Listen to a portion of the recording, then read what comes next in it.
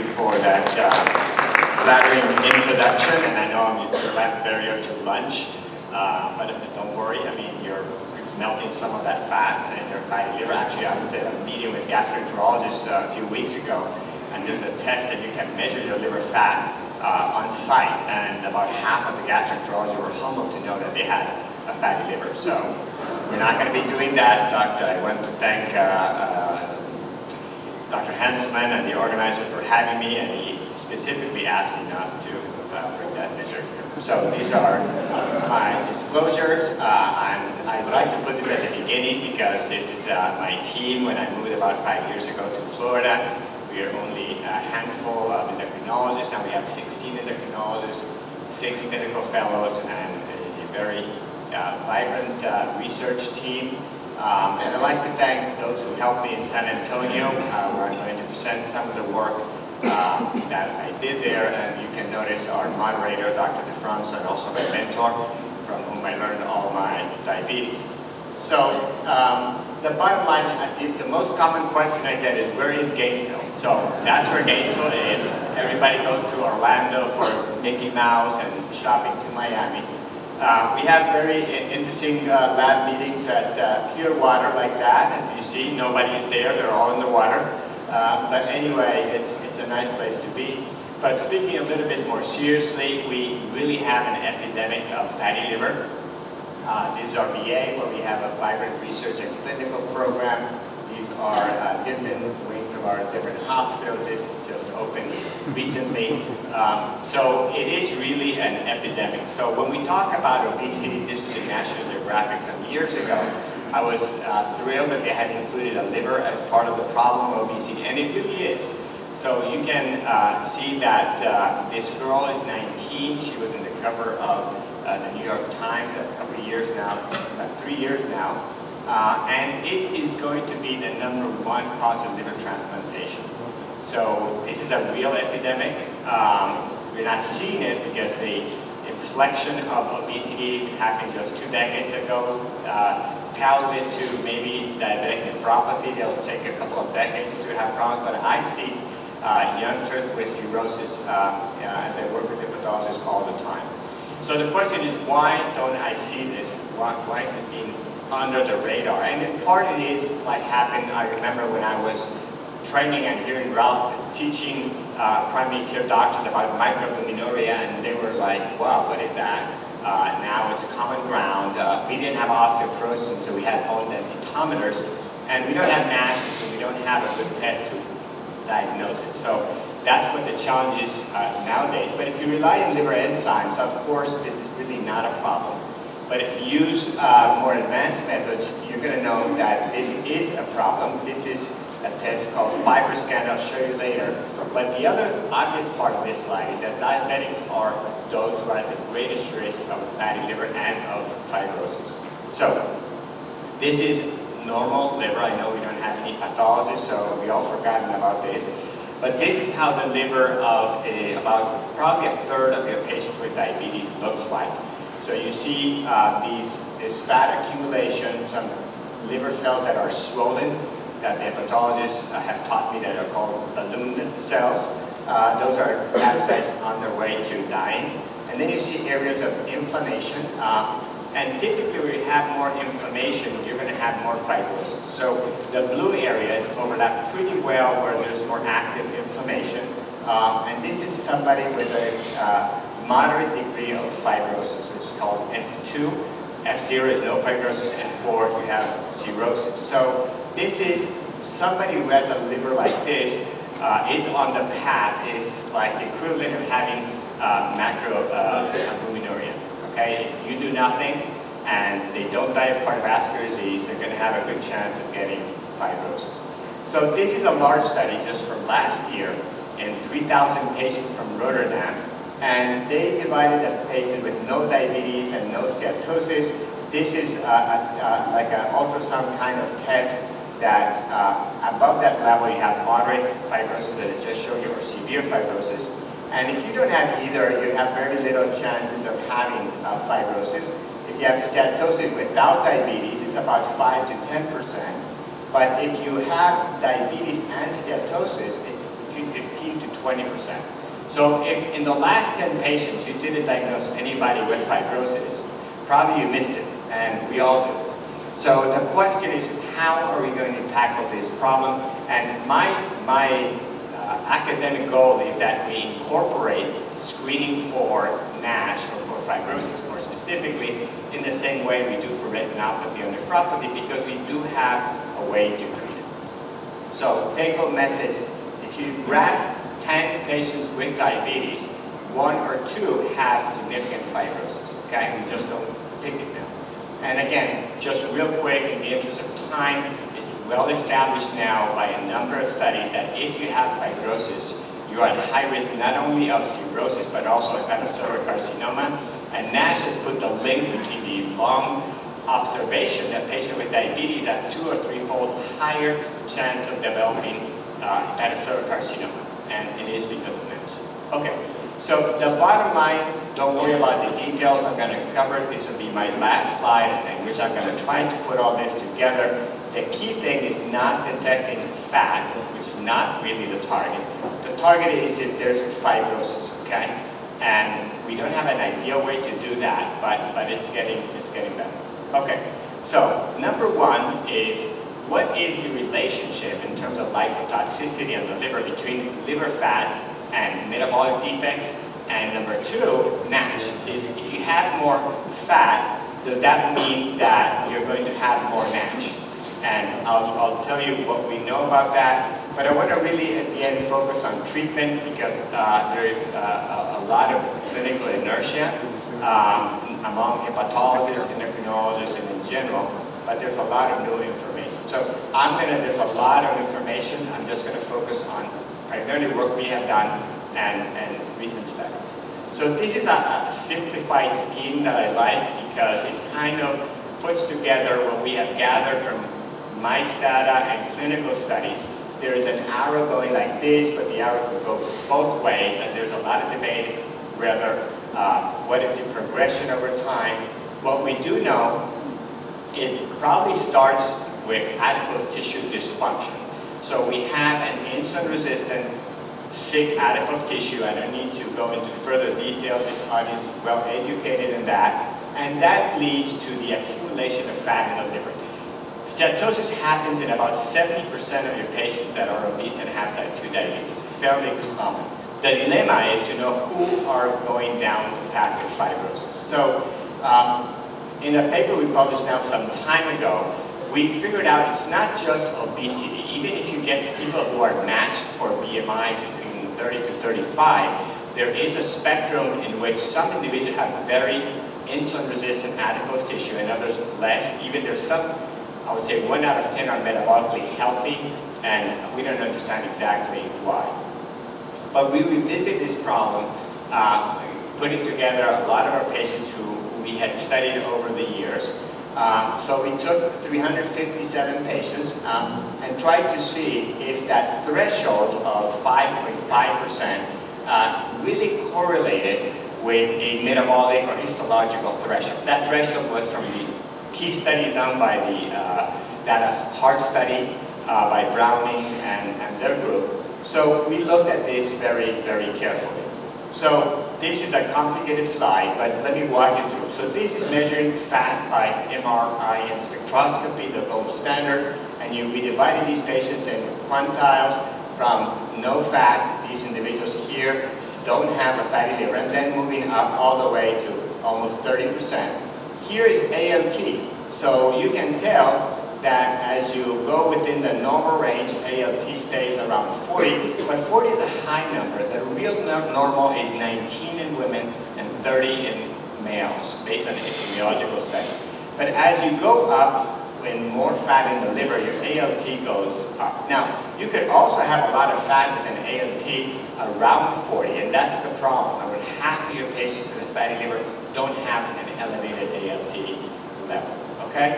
Now, how does that correlate with your adipose tissue? So we looked at this again, same structure of the slide, divided by groups. Again, those without a fatty liver. And this is suppression by insulin during a low-dose insulin clamp.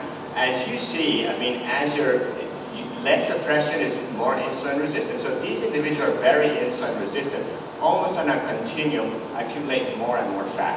This would be consistent with the hypothesis that you had this flux of fatty acids are ending up in the liver because the liver doesn't have very good ways to prevent that from happening. And then we looked at how this correlated with insulin resistance in the liver. So the liver, this is suppression by low-dose insulin, very rapidly becomes a little bit insulin resistant, but it flattens out very, very soon after that. So we calculated that about by the time you have about 3 or 4% fat, you induce some insulin resistance. But skeletal muscle really is very well correlated with that magic cutoff. The direction of this is not clear. It's not that liver traits are causing the insulin resistance. We have to admit that these are associations. Now, the next question is, how does this correlate with NASH, with steatohepatitis? So you have an individual with BMI of 35 and an unhealthy metabolic profile, and he doesn't have NASH, and this guy has a lot of inflammation. So why does that happen? Is it that they have more fat? And the answer is no. So if you look at the three features, inflammation, ballooning, which is hepatocyte necrosis, fibrosis, once you reach that fatty liver level, it is not any worse. So our take on this, and again it has the limitations of a cross-sectional study, is that there's like a threshold effect. Once you accumulate a critical amount of triglycerides in your liver, some individuals are going to activate pathways that are harmful. And this brings another factor, another comment, is that NASH is not something exclusive for individuals that are obese, and it has the same distribution as insulin resistance. So if you took and put in a room 100 lean individuals, there are going to be some that are going to be insulin resistant, others insulin sensitive. So this was an editorial that I wrote because there was a paper in this issue that showed that lean people develop NASH, same as obese individuals. So I looked at all the literature, and the key features are insulin resistant. That is actually the key, not metabolic syndrome. I hear all the time that NAFLD is the metabolic equivalent of metabolic syndrome, and I think it's incorrect. If you look at this, you have a lot of people without the metabolic syndrome that are insulin resistant, particularly young adults, and they have a fatty liver. So the better name would be the insulin resistant syndrome, but we have a name that's called the metabolic syndrome. But the bottom line is, once you develop a fatty liver, your chances of NASH are pretty comparable, to an obese individual. So the paradox is lean individuals get less fatty liver, but when they get a fatty liver, they are at risk of NASH, and they're also at risk of fibrosis. So keep that in mind. So why do they develop NASH? That's the million-dollar question. Again, the real problem happens, I think, at the level of mitochondria. These are normal mitochondria. This is an individual with NASH. You see this condensation of mitochondria, very atypical shapes, mega mitochondria. And there have been a lot of studies looking at this, and I put this so you can look at the reference. The observations have been looking at measures of beta oxidation. Dr. Patricia Yoso did a very elegant study, and you see that in general they all see an increase in TCA flux and fatty acid oxidation. Dr. Sunny, who worked with us for 4 years and now became independent with University of Maryland, when he was working with Dr. Burgess, also saw an increase in TCA flux. There's a discordant study by the lab of Dr. Schulman that didn't see this, and again, this could be because of different tracers being used, and we're not going to get into that controversy, but there also were non-obese, and that could be in part the difference. A very nice study by Dr. Kolyaki and Dr. Rodin's lab showed in liver tissue of patients with NASH a decline in oxidative function over time. It increases when you have NASH, fatty liver, but it decreases once you tip over. And again, studies showing ATP depletion have been fairly consistent. So bottom line, clearly the mitochondria is the target. We have a little animal model of NASH in which you give a trans fat diet.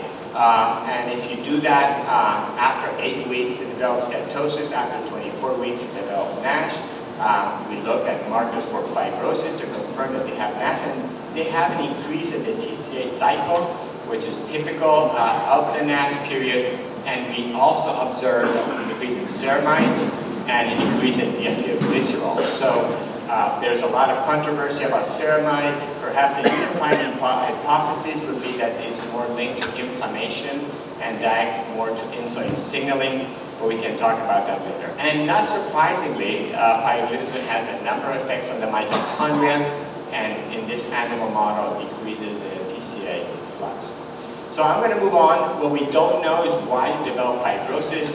The biology of fibrosis is basically unknown in humans. It's all from mice, and again, Kupffer cells being activated by an inflammatory state.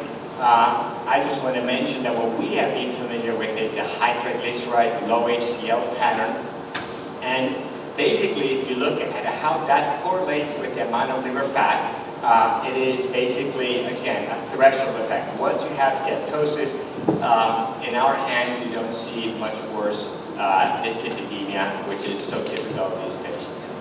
Finally, we tried to look what was the impact of obesity independent of fatty liver. So we divided patients in obese and non-obese and obese, and this is a measure of how sick your fat is. Again, like a HOMA for adipose tissue, simply coming from free fatty acids times insulin. And you see that for both non-obese or obese, fatty liver has an increase in your insulin resistance in adipose tissue, but more interestingly, it has a huge impact on your LDL particle size, but it has no relationship with NASH. So the impact on dyslipidemia is not related to the inflammatory or the fibrosis that the liver suffers, but NASH. And I'm not going to talk much about this because tomorrow Dr. Sanyal is going to talk about the heart and fatty liver and show that there's a large connection, although it remains controversial. Finally, one word about statins. Give your patients with NASH statins. They have increased cardiovascular disease and it's fairly safe. This is a prospective study we did over 3 years. Okay, so putting this part together before I move into treatment, what we know today, gathering a number of studies, and we reviewed all of this in a recent book chapter, is once you have fat in the liver, you have the dyslipidemia, and you have an increased cardiovascular risk driven by, we think, the risk associated with insulin-resistant cardiovascular disease, and that's where the increased mortality comes. Once you get NASH and fibrosis and cirrhosis, you have the added effect of liver-related death, but not any worse cardiovascular risk, but in the end, these patients have increased mortality. Okay, the last few minutes, I want to talk about the future of management here. I'm not going to talk much about diet, but I always tell you that this is not going to be very good for your liver, despite what the ad says. And here it says available for a limited time, and they're absolutely right, because you're going to die if you're fast for that. And these are what the guidelines say.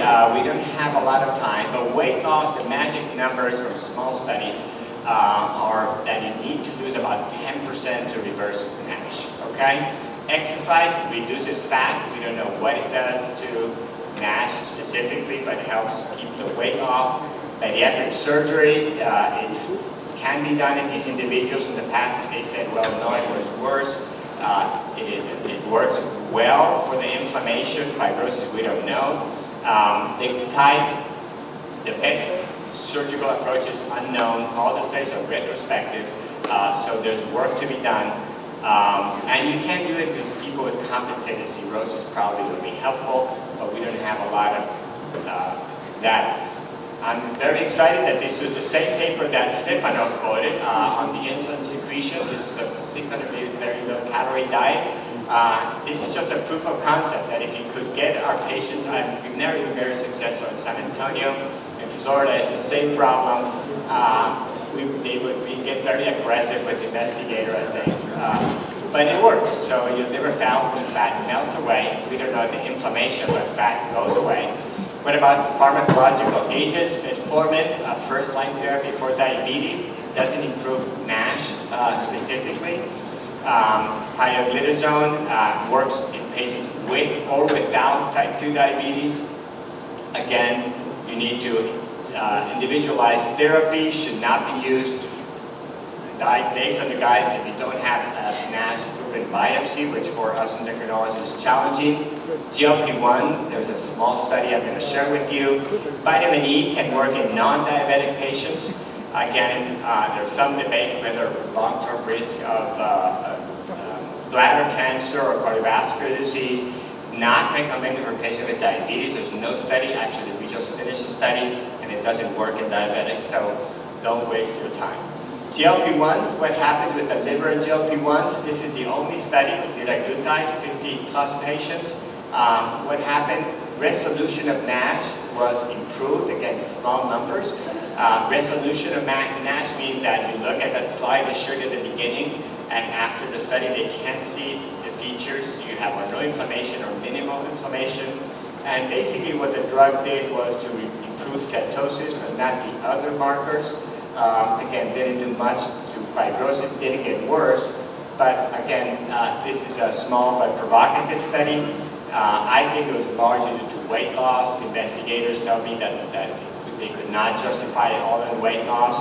But it's been a provocative study, and I just have to say that a new compound derived from liraglutide, semaglutide, the weekly formulation is about to be approved. We are doing a study in NASH with a daily higher dose, but it's not going to be available for a couple of years. Okay, SGLT2, what do we know about that? A very exciting group of agents. In animal studies, it works. Typically associated with weight loss. All features of NASH get better, some without weight loss. What about clinical studies? Very limited data, largely reductions in ALT. Some studies, which are not great studies, I'll have to say, largely uncontrolled, have seen a reduction in liver fat. Best studies was negative, and I think that was like in 80 patients with Dr. Henry and Dr. Mudaliar done a two-site study with canagliflozin, so showing some effect, particularly to enhance weight loss, but it doesn't seem to have a specific effect. So we need to think about that. The best option for me is trying to tailor treatment to the pathophysiology of the disease, which is, or you reduce fat by weight loss of some way, or diabetes medication that causes weight loss or pediatric surgery, or you change the biology of fat with a TCD. So we showed that in a study in 2006, a 6-month study, and just show you one patient. This is before, this is after. Again, none of us need to be a pathologist to say that that's pretty striking results. And we saw that was related to changes in adipose tissue. So you saw better suppression of fatty acids, and this correlated very well with inflammation and reduction of steatosis, some of fibrosis. And the second factor, which I think why TCDs are different than metformin, TCDs increase adiponectin. So in NASH, you have a very decreased level of adiponectin, and as you increase adiponectin, you see a frank improvement in hepatic insulin sensitivity, but more importantly, in inflammation and even a decrease in fibrosis. So the other study that was published after ours was one in non-diabetics, and that's where about half the patients had resolution of NASH with pioglitazone, 34% with vitamin E, and 18% with placebo. And last year we published this study in Annals, a 3-year study in which we did a number of baseline measurements. Then we gave it Pio 30 and we titrated to the max dose to see the full effect. And I didn't want to have people with NASH for 3 years on placebo, so we just did 18 months and then we did an open label. So they had 3 years of exposure to pioglitazone. And basically the key finding was here, every time you put them on pio, liver enzymes go down. You put the patient on placebo on pio and it normalizes. Annals didn't let me publish that once you stop it, your liver enzymes go back up. So we suspect that the effect is lost. Remember I mentioned as an endpoint resolution of NASH. Here you see that about 60% of patients had resolution of NASH. But again, if you look at the individual endpoints, you see that each individual endpoint improves markedly. And here you see a hint that fibrosis can improve as well. And we have seen that has a very good correlation with exposure to pioglitazone and how adiponectin increases and how there's a change in the NASH activity score. So again, in our study, patients who did better had an early and a continued increase in adiponectin, and even patients with advanced pre-cirrhosis or cirrhosis, if you put together the studies that are available, in general, there is an improvement in fibrosis. So I want to finish with the last 3 slides. Is first, side effects. The most common is weight gain. Typically, the weight gain is between 4 to 8, 9 pounds in long-term studies. In our study, patient gained 6.6 pounds. Cardiovascular disease. Many people forget that there is a reduction in cardiovascular disease with pioglitazone. In proactive, although the primary endpoint was not met, secondary endpoints did, and progression, like in Chicago or others, IRIS last year also. And this month in Diabetes Care, you should have seen a paper by Dr. Clark and Dr. DeFranco showing that it enhances myocardial diastolic and systolic function in patients with type 2 diabetes. There can be some bone loss with pioglitazone. And the most controversial has been bladder cancer. Each one of us hears each time there's a positive study, but we never heard that about 18 studies have been negative. This was the first study by Lewis. And then if you look later on, that hazard ratio did not increase. So there's a lot of studies that we're doing. There's a lot of new compounds. Dr. Stiles is going to talk tomorrow about the future compound. This is my recruitment slide. If there's any young up-and-coming person in the audience who wants to make the medicine of tomorrow, come and contact me. I'm going to skip this, but again, there are anti-inflammatory agents that are being tested. There's elafibranor that Bart is going to tell you more about tomorrow, obeticholic acid. These are agents that are being tested, but the take-home message is that pioglitazone, from the studies that we have so far, has had the greatest benefit in terms of the treatment effect compared to placebo, and it's a generic drug at the VA. It costs 8 cents a tablet. So with that, remember our mission here is to prevent this progression. You need to assess fibrosis. There are 3 ways to do that. One is MR elastography, in which you can detect this. This is a patient with cirrhosis, but it's a research tool. What hepatologists are doing in clinic is using transit elastography, which is called a FibroScan. It's like an ultrasound, and it can be done in 5 minutes. Or there's some biomarkers, but they're not very good. And again, if your patient has high risk of fibrosis, do a biopsy and start doing the lifestyle of pioglitazone. If not, you just follow them. We don't know what to do, but work with your hepatologist on this, okay? So, getting back to our lady who's 19, waiting for a transplant. I think that the liver is just a sensor of your insulin resistance, particularly in adipose tissue. There's a low fat threshold for insulin resistance in the liver and in muscle. I would like to call NASH in the future lipotoxic liver disease rather than what it's not. Again, there's a low threshold for NASH to develop in those who are predisposed. There's something, mitochondrial dysfunction in a broad name, it's a bad term, but I'm sure it's central, and targeting that will be good. I think it's time that we start screening and treating, and I think that pioglitazone will be to NASH what metformin has been to type 2 diabetes, and in the next guidelines, if you have NASH and diabetes, probably after metformin, you should consider using pioglitazone. So, thank you very much.